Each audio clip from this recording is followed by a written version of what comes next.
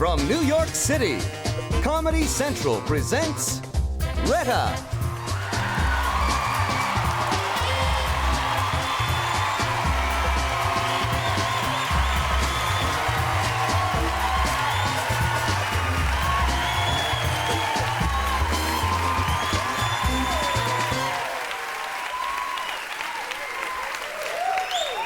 How you doing? The people of New York City. Very excited. Yeah. Y'all haven't changed. When I got in town, I went to McDonald's. I walked in, I ordered a double cheeseburger value meal with a high C orange drink. She punches in my order. I had forgotten to say no pickle. So I'm like, oh, I'm sorry, I don't want pickle on that. She was like, no pickle on that double cheese. Okay, why the drama? It's just pickles. She goes to pour my drink. I can see that she's pouring me a Sprite. So I say politely, I'm sorry, I didn't want a Sprite. I wanted a high C orange drink. Her response, so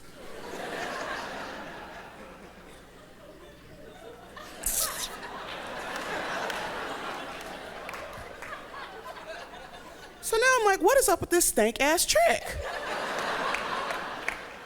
But I don't say anything because I don't mess with people who touch my food.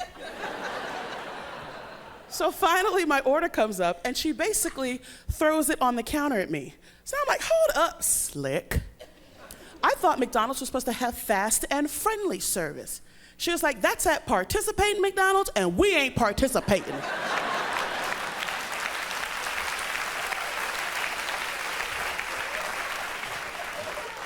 So needless to say, I was a bit perturbed.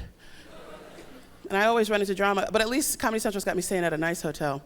I do a lot of traveling, and the last time I stayed at a hotel, it wasn't a good one. It wasn't a good one. When I get to town, I usually like to take a shower and a nap before my show.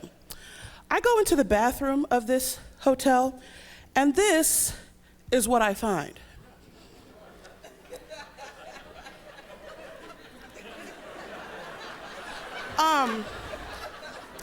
This is the soap with which I am to wash all of my flesh. Okay, you don't see my problem.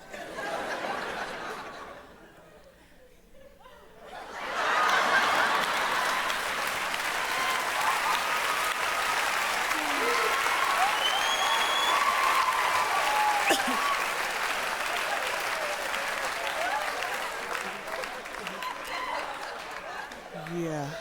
I'm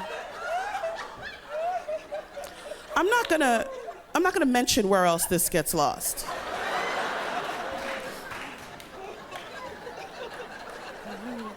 I'm glad you found that amusing.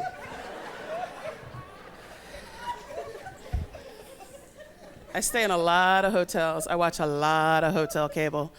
I recently saw a special on one of those nature channels about the lions of the Serengeti. Does anyone here know how a female lion signals to the male as to the end of a sexual encounter? She attacks him. She viciously swipes at his head and then tries to bite him in the neck. I'm watching this and I'm thinking, what a coincidence, because I'm the same way. No, but it's true. She's like, all right, already, back the hell up. But what's odd is the male, he's cool about it. He doesn't let it bother him because he knows in another few minutes, she's gonna want his goods again. How does he know this? Because lions have sex every 20 minutes while the female's in heat. Yeah. So basically, she swings on him and then she's like, all right, bring your ass. Sex every 20 minutes. I'm watching this and I'm thinking, what a coincidence, because I'm so...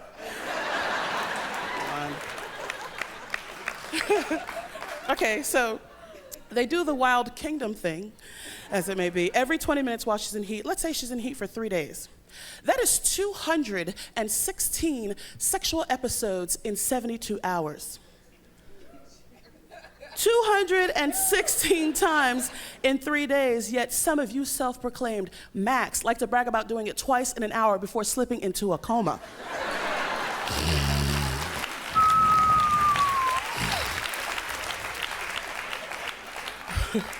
What's wrong with this picture, ladies? I tend to believe that there will come a day where man and animal kind dwell together on this planet in harmony. And there will be parties, perhaps keggers, I don't know how it's gonna work. The males will be gathered around the keg, talking about their conquests, their escapades, what have you. One guy will be like, yo, bruh, check it out. I hit it twice last night. Yeah. I knocked it out. And the lion's gonna hear this. Twice? What, did it hurt when she smacked you in the head? Is that why you quit, you punk ass, your mama's boy, you little bitch? But you have to be careful when you're talking about a man's performance, ladies, because men get their egos bruised. That's why women often have to stroke and massage the male ego. You know, build it back up. Yeah, you got me. I'm curious as to whether or not the lioness has to do this. Let's say her mate can only do it 215 times. Is she like, that's all right, Bob, it happens to every lion. You know? You're still the king of my jungle. Perhaps. But you know, once she leaves the den and she's hanging with her girlfriends, it's a different story. 215 times, ladies, he's losing it. Yeah, I think I'm gonna start seeing Tony. You know, the tiger. Girl, I hear he is great.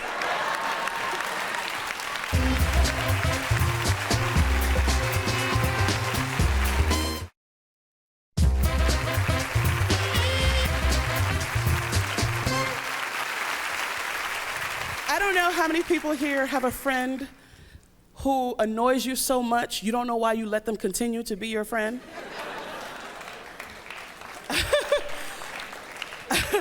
I've got this friend who lives here on the East Coast.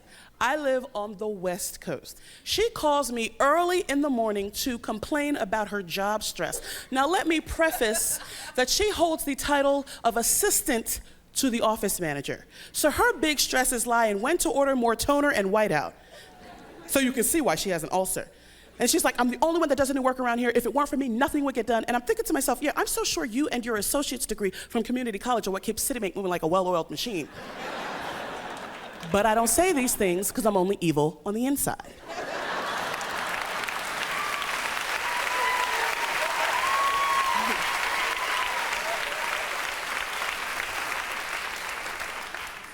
She goes on, and I'm thinking to myself, you know what, Little Miss complains a lot? Don't call me 9 a.m. Eastern Standard Time to bitch about how you're unappreciated in the workplace. I earn my living as a comic. I live in a studio apartment in the barrio. That means my bedroom is my living room. Not one of my neighbors speak English, and the last time I had a dental plan, Ricky Martin was a member of Menudo. So until you're forced to make some real decisions, like whether to use your last $5 on a box of detergent or a can of deodorant, don't call me crying about how you deserve an assigned parking space. Because you know what? No matter what I do with that $5, detergent, deodorant, I'm still gonna be funky. This is a girl who doesn't like animals, but has pets. Kelly, why do you have pets? Because I get lonely. Okay, talk about sleeping with the enemy. She's got a bird. The bird essentially lives in a cage. However, she lets him out, but he cannot fly because, like a lot of bird owners, she had his lower wings clipped. Yet she named him Freedom. How much freedom does this bird have? And then she feeds Freedom people food. We had gone shopping. We were rushing to get back to her place, so we went to the drive-thru at KFC. We get back to her place.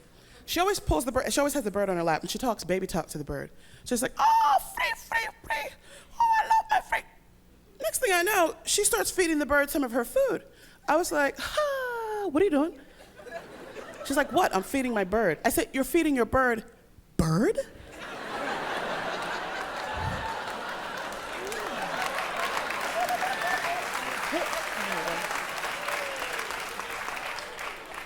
This has got to be cruelty to animals. She's like, well, my vet says it's okay. I was like, well, I don't want to know what you got to feeding that damn dog. I don't have any pets of my own because I'm very allergic to short-haired animals, which is bad because I recently found out that I can't have kids. Let me tell you how I found out. About 2.5 weeks ago, I had to babysit my nephew, and let me tell you, that little bastard is Satan in Garanimals. 2 hours alone with him, and I knew, whoo, I can't have kids. It's not physical. I will kill them. At what point is throwing all of my CDs into the bath festive? Because he could not have thought it was funnier. And I don't know if it was the actual act of getting them into the water that he found amusing, or me catching him going, "You son of my brother." How many times does a person have to say, "No, stop it, and put that down, or I'll cut you," before the point is made?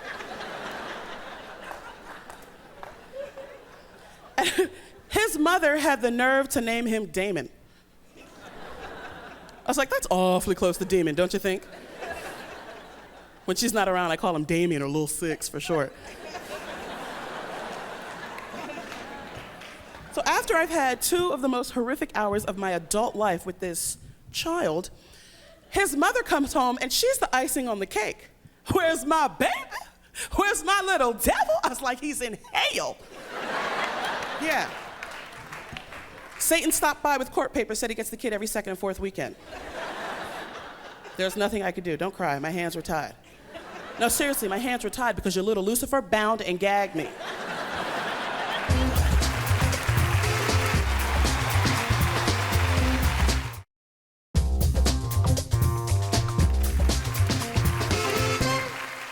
And I like coming to New York. There's a lot of clubs. But what I find amusing about the clubs is the ads that they put out. Is the ads? What kind of ignorant? Are the ads? And there's a club in downtown Los Angeles that used to advertise on the radio, and at the end of the ad, the guy would come on and say, "So come on down to Club Jimmy Hats." Okay. The last time I checked the dictionary under urban vernacular, Jimmy Hats was a euphemism for condom. Why would you name your club Condom? Come on down to Club Prophylactic with yo DJ Kid VD. With your hostess, Miss Chlamydia girl. You are looking good in that dress. Is that a DKNY? Nah, girl, this is a STD. With a live performance by The Clap. Them boys can scratch.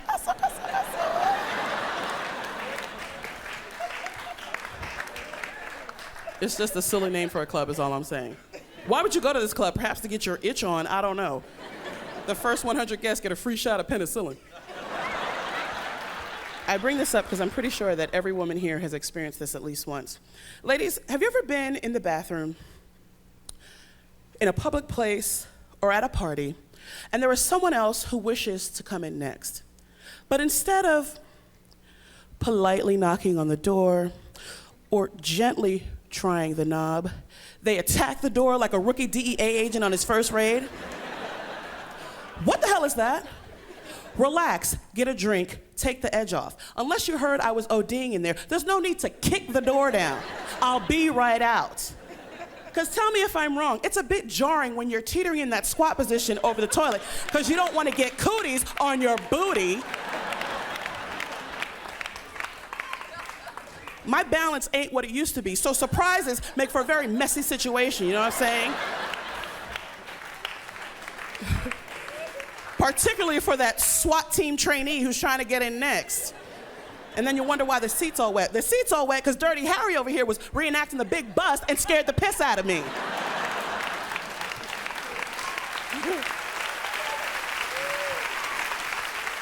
How many women here agree with me that men should also shave their armpits? Hallelujah. Thank you. Yeah, keep it down, keep it down, keep it down. Because you know what, fellas? That little Don King in a headlock, that look is not hot. That's not cute. I don't know why you don't shave. Y'all are more stank than we are. I remember the first time that I thought that men should shave their armpits. It was many years ago. I was watching MTV Unplugged, and LL Cool J was performing. And LL had on no shirt, and rightfully so, because LL's body is slamming. But he was singing, Mama Said Knock You Out, and he was like, yeah, yeah. And I was like, no. Because it was painfully obvious that LL believed, like most Americans, that men should not shave their armpits. It was also painfully obvious that LL used stick deodorant. Because he had big white chunks trapped in the follicles of his pits. It looked like somebody had crumbled a double stuffed Oreo up there.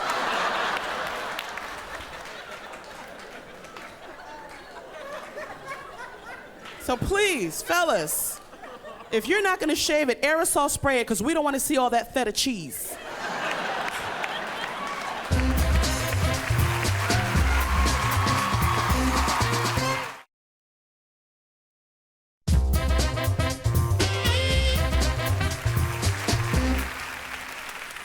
So I'm very excited. I have a new man in my life. Thank you. By applause, how many women here have dated a Latino man? Good choice, good choice, good choice. I asked that question in Iowa. They were like, a what? We don't have Latinos.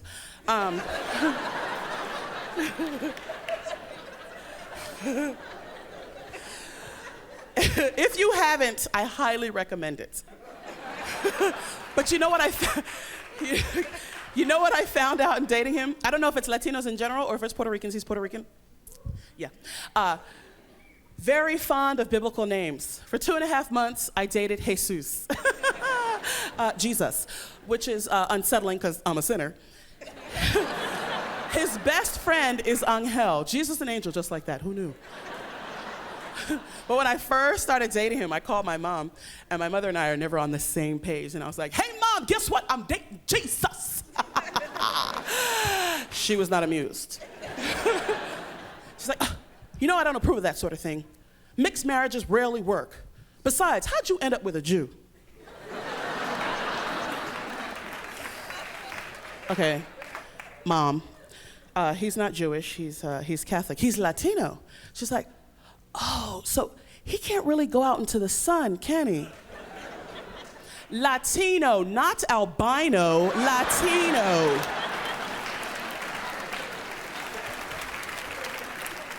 But he was so cute. So sweet, so funny, so nice, but so skinny. I'm so not. This was us out. You ready to go? Come on.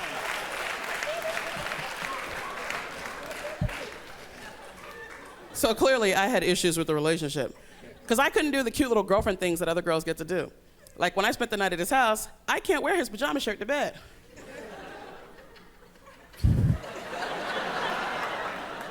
Doesn't fit.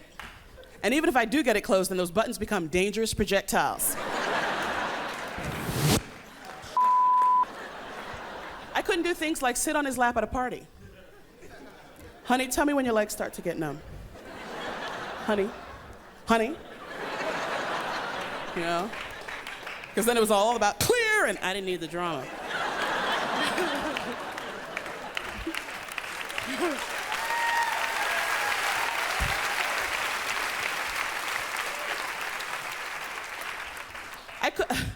I couldn't do things like play chicken at a pool party. Get up, they're starting the game. Come on, Bubbles, pick me up. Because even if he did get up, he's all, whoa, whoa. And who wants to be responsible for their boyfriend's broken clavicle? Not me, not again.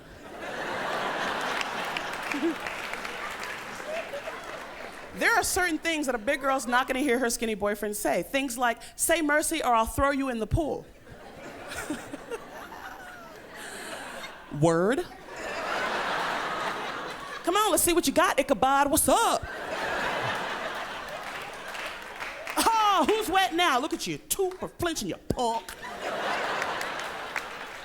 Number one thing that a big girl's not gonna hear a skinny boyfriend say, sweetie, you look so sexy in that thong. Thong? What the, oh.